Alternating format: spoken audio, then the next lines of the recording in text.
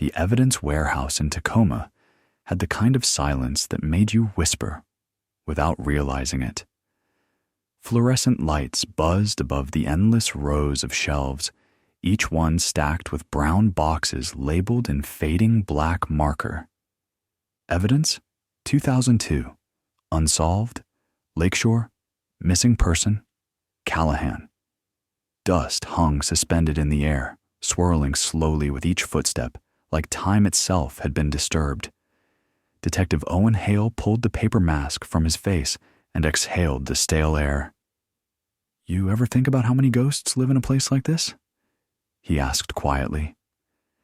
The young forensic tech, Clara Nguyen, looked up from her clipboard.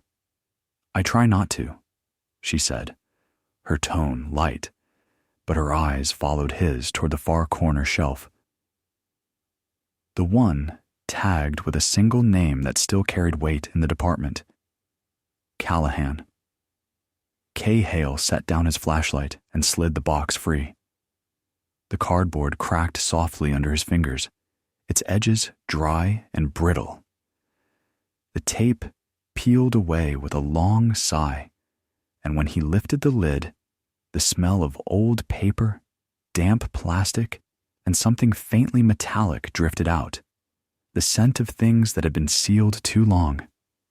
Inside the evidence bag was a small flip phone, silver, scratched, its brand logo half worn away.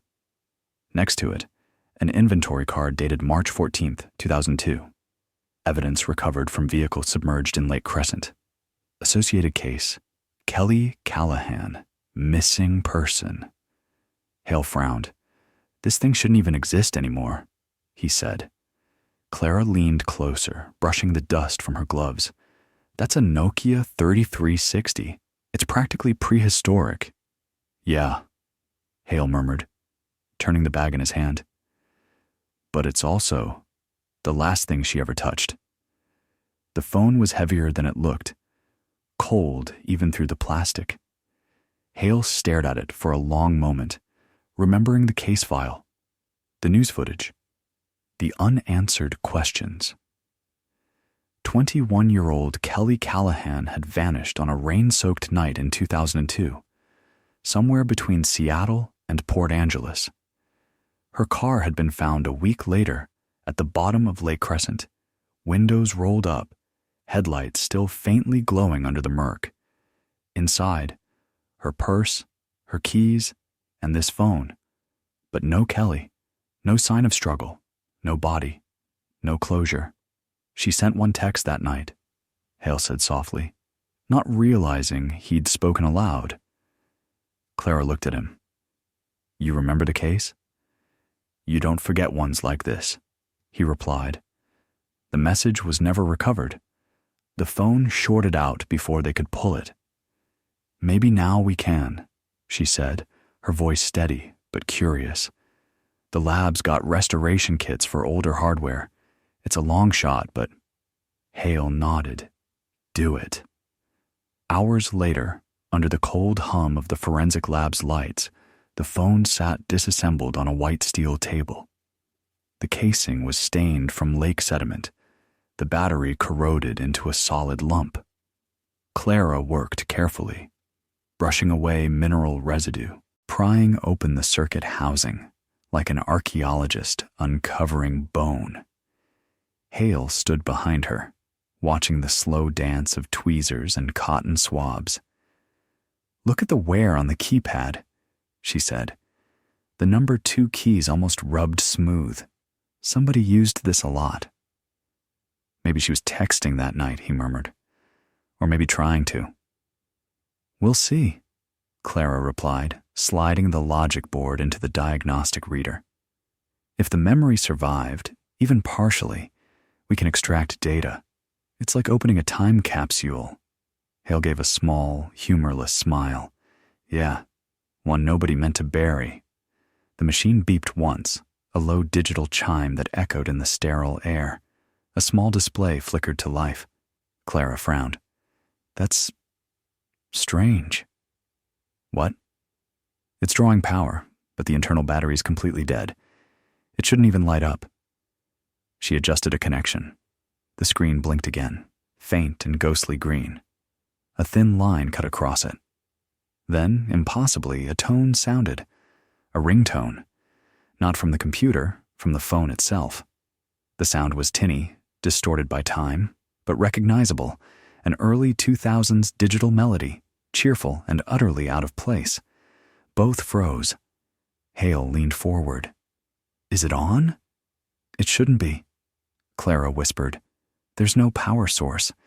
It's residual energy at best. It can't actually boot.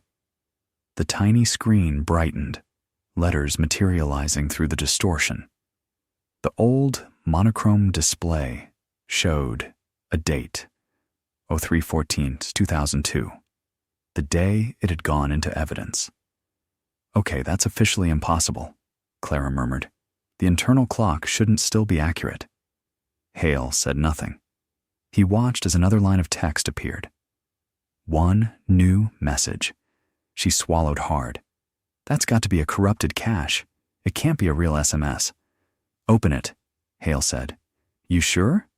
Do it. Clara pressed a button. The phone hesitated. Then the message appeared. He's here.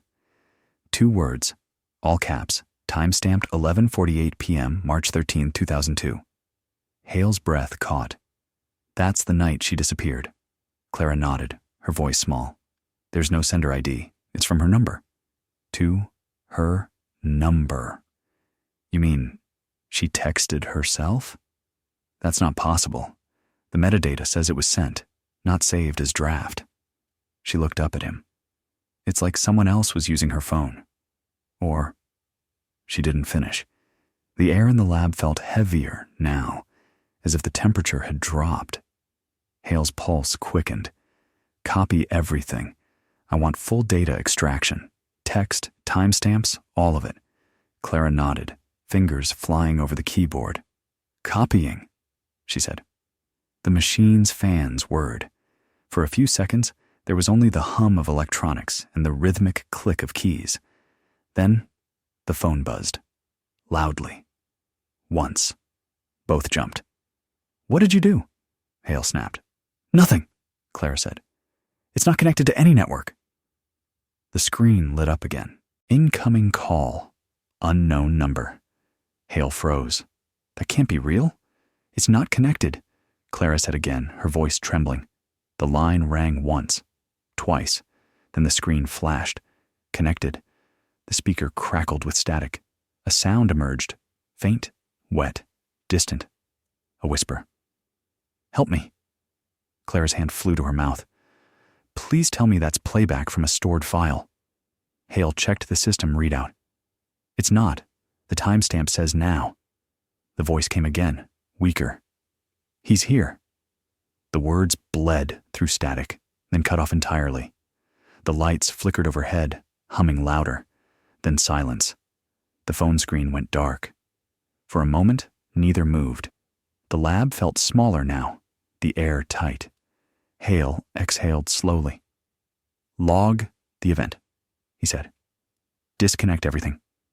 Clara nodded, but her hands were shaking. Detective, she began. What if that wasn't just data? Then we figure out what it was, he said. He reached for the phone, turning it over in his palm. The casing was rough, pitted from time, but something caught his eye, faint etching near the hinge. Initials. TR. He frowned. You see that? Clara leaned in. TR doesn't match the victim. No, Hale said. But maybe it matches someone else. He flipped open the original case file. She mentioned a Tom in one of her last texts to a friend. Thomas something. Clara searched the database. Thomas Reed, she read aloud. Age 30, volunteer diver, listed in the recovery team for the Lake Crescent vehicle. He was the one who found the car. Hale looked up sharply. He found it? Yeah. The report says he radioed it in early that morning. Claimed the driver's seat was empty. Hale's eyes narrowed. He signed off on the retrieval before the department arrived. You think he... Clara hesitated. You think he was involved? I think people don't etch their initials into someone else's phone without a reason, Hale said quietly. He sat back, the gears in his mind already turning. Pull his record, see if he's still in Washington. Will do, she said, already typing. As she worked, Hale stared at the phone again, the faint scratches on the surface catching the cold light. A relic that shouldn't be working, shouldn't be talking. Yet here it was, whispering 20 years later. When Clara left for the night, Hale stayed. He sat in the dark lab with the phone on the table before him, the hum of old wires the only sound. He thought of Kelly Callahan, the art student with a quiet smile in the yearbook photo, the girl who vanished between exits, the text that no one could read until tonight. He thought of Reed, the diver who claimed he'd found nothing but mud and glass. The rain outside thickened, tapping against the windows in restless rhythm.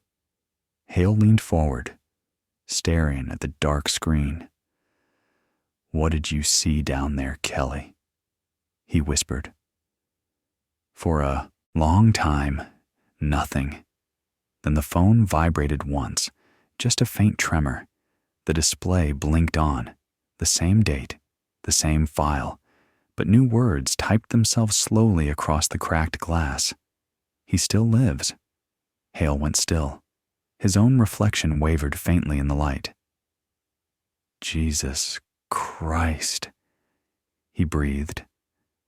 Then the screen went black again. He sat in silence for what felt like an hour. The rain had stopped, but the hum of the fluorescent lights hadn't. He checked the power connections again. Nothing. The phone wasn't plugged in. The external battery was disconnected. He rubbed his temples. You're seeing things, he muttered. But deep down, he knew he wasn't. Something had spoken, whether it was the machine, the memory, or something in between. He couldn't say. He bagged the phone again and sealed it, though the gesture felt pointless. Evidence of what? A ghost in a circuit? A voice lost in static? He didn't know. When he finally left the lab, the hallway outside was dark, except for the red glow of the exit sign. He walked past the old corkboard where unsolved cases were still pinned like quiet accusations. Kelly's photo was there, a printout so faded the edges had curled. Beneath it, someone had once written a note in pen. Still waiting. Hale stopped. The phone's words echoed in his head. He still lives. He looked at her face again. The smile, the light in her eyes. Then maybe so do you, he whispered. Outside, thunder rolled across the sound, distant and hollow. The storm hadn't ended. It had just gone deeper. By morning, the rain had turned into fog, thick, pale, and clinging to the streets like smoke. Detective Owen Hale hadn't slept. The night's events ran in loops through his mind. The message, the voice, the phone lighting up with words no dead device could produce. He told himself it was data corruption, a mirage of voltage and static. But deep down, something about the phrase, "he still lives," gnawed at him. Someone wanted to be found. He sat in the precinct's records room, the gray light of dawn filtering through the blinds. In front of him lay the original Callahan file. Statements, photos, witness logs, the lake retrieval report signed by Thomas Reed. Hale flipped the page to Reed's personal file. Volunteer diver. Marine salvage experience. No criminal history. Lived in Port Angeles until 2008. No forwarding address. Hale rubbed his eyes. "Where'd you go, Tom?" he murmured. Clara arrived carrying 2 coffees and a nervous look. I ran the name through the DMV, she said. No current license, but she set the cup beside him and pulled up a screen on her tablet. He sold a boat in 2019. Cash deal. Buyer listed as a P.O. box here in Tacoma. Hale took the tablet. So he's been back. At least once. Good work. He sipped the coffee and stared at the grainy photo clipped to the file. Reed at the lake, 20 years younger, clean-shaven, confident. He looked like the kind of man who thought he could get away with anything. Let's see if he still thinks so, Hale said quietly. They drove to Port Angeles under a bruised gray sky. The town hadn't changed much. Same damp streets, same sagging diner awnings, same smell of salt and diesel near the harbor. Reed's old address sat at the end of a gravel road lined with cedar trees. The house was empty now, its windows boarded, but the yard still had the remnants of an old boat trailer, rusting in the grass. Hale stepped out, boots crunching on the gravel. He left in a hurry, Clara said, scanning the padlock on the door. Or he just didn't care. Either way, something's inside, Hale said. The lock was new. Too new. He circled the house, finding a basement door hidden beneath overgrown ivy. He jimmied it open with a flathead and stepped inside. The air was stale, heavy with the scent of oil, old wood, and damp insulation. His flashlight beam cut through the dust, landing on a workbench littered with wires, circuit boards, and water-damaged devices. He's been doing recovery work, Hale said. Phones, drives, cameras. Maybe from the lake? Clara asked. Could be. She picked up a corroded camcorder. This looks early 2000s. Hale's light stopped on a plastic bin in the corner. Inside were several evidence bags. Official ones. That's not supposed to be here, he said, crouching. The labels were faded, but readable. Port Angeles PD, case number 02341. The Callahan case. He kept evidence, Clara said, from the recovery site. Or stole it. Hale's stomach tightened. He reached into the box and lifted one bag. Inside was a silver locket. He flipped the tag. K. Callahan, retrieved 3/15/02, missing chain. The locket popped open easily. Inside, a photo. Kelly, smiling beside another figure half cut from frame. Male, broad shoulders, a fragment of a jawline. Hale froze. Clara, he said. Look at this. She leaned closer. That's him. The shape, the build, even the hairline matched Reed's old ID photo. They knew each other. Hale nodded slowly.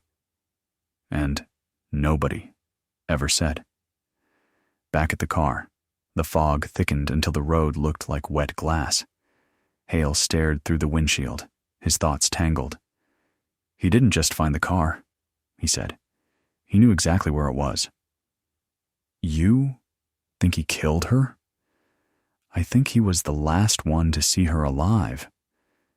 They drove back to Tacoma in silence, the kind that hummed with unspoken fear. At the lab, Clara reconnected the recovered phone to the forensic reader. Maybe we missed something, she said. Maybe there's audio data or image remnants. Hale stood beside her, arms crossed, the tension in his jaw unbroken. The extraction began, code scrolling down the monitor in streaks of green. Then, mid-sequence, a line appeared. Recovered. File. Voice. 313 Emmer. That's a voice memo, Clara said. Timestamp. The night she vanished. Play it, Hale said. The file opened. Static. Then faintly, a voice. Kelly's. Breathless. Frantic. He's here. He found me. Please, if anyone... The recording cut. Silence. Then another voice, lower, closer to the mic. Male. You shouldn't have called me. A sound, a scuffle, the clatter of something metal. Then the recording ended with a dull splash. Clara froze. Hale's throat tightened. That's him, he said. Reed. It's not enough for a conviction, Clara said. The audio quality's degraded. No visual confirmation. No, Hale agreed, but it's enough to find him. That night, Hale sat in his office long after the others had gone home. The phone, the same one that had rung without power, rested on the desk beside a cup of cold coffee. He turned it over, tracing the initials again. TR. He thought about the voice on the tape, the arrogance, the quiet, steady tone of a man who thought he was untouchable. Hale powered on his computer and ran Reed's name through every known database: utilities, tax, boats, parcels. One hit came back, an address registered under an LLC in Everett near the docks. The business name was Blue Current Salvage. He grabbed his coat. The docks were mostly empty when he arrived, long rows of boats bobbing in the black water, their masts clinking softly in the wind. The salvage office sat at the end of the pier, a low building with a flickering sign. Inside, the faint glow of a desk lamp revealed maps, dive logs, and photographs pinned to the wall. One caught his eye. An underwater shot of a car resting on its side, headlights staring into the abyss. The caption read, Crescent Lake, 2002. Hale stepped closer. You've got to be kidding me. Behind him, a floorboard creaked. You're trespassing, a voice said. Deep, measured, older but unmistakable. Hale turned. Thomas Reed stood in the doorway, grayer now, lines carved deep around his eyes, but his stance was steady. Detective Hale, Reed said, recognizing the badge even before Hale spoke. Didn't think this case still had life in it. Hale met his gaze. Funny. That's exactly what I came to ask you about. Reed smiled faintly. You found her phone? You know about that. I figured it'd resurface eventually. Everything does. He moved closer, his boots echoing on the wood. What did it tell you? Enough to know you were the last one to see her alive. Reed's eyes darkened. You don't know what happened. Then tell me. Reed looked at the wall of photos, his voice low. She called me that night, said she'd found something at the lake, something she wasn't supposed to see. I went to meet her. By the time I got there, he trailed off. She was already in the water. Hale frowned. You expect me to believe that? Reed's jaw tightened. Believe what you want. I tried to save her. Then why did you keep her things? Reed didn't answer. Why scratch your initials into her phone? Silence. Hale stepped closer. We found the voice memo. You were there. Reed's expression didn't change, but his eyes flicked, a small tell that Hale had learned to read over decades. You were her secret, Hale said. Weren't you? Reed didn't deny it. We worked together on dives. She was curious, always asking questions. That night she said she'd found a bag, heavy, wrapped in tarp. Caught near the east shelf. She pulled it up, and inside were files, names, accounts, bribes. Hale felt his pulse pick up. Police corruption. You said it, not me, Reed muttered. She panicked, said she'd go public. But she called the wrong person first. Someone followed her to the lake. Who? The one who paid for those files to stay buried. Reed's voice cracked for the first time. He came before I did. You saw him? No, but I heard him. Then why didn't you tell anyone? Reed gave a hollow laugh. You think anyone would have listened? The girl disappears. The diver's the last one there. The department's tied up in its own mess. They would have buried me with her. Hale's chest tightened. So you stayed quiet for 20 years. What good would it have done? Reed said. She was gone. Hale studied him. Then why the message? Reed blinked. What message?